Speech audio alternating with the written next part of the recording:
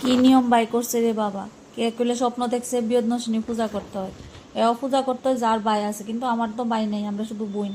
তো আমি পূজাটা করুন কেন? ওই ডরে ডরে ডরে ডরে সবাই একই ডর আতঙ্ক, যদি মা বিয়দনশিনী কোনো পাপ টাপ দেয়।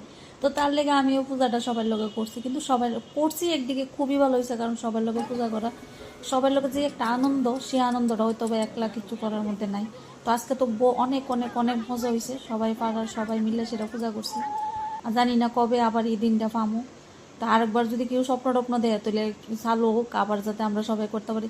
অকরে প্লিজ মাইগা ডেকে না হোক, মাইগা মাগ দোকেলে তো কেউ মাগন দেয় না, যে কথা না।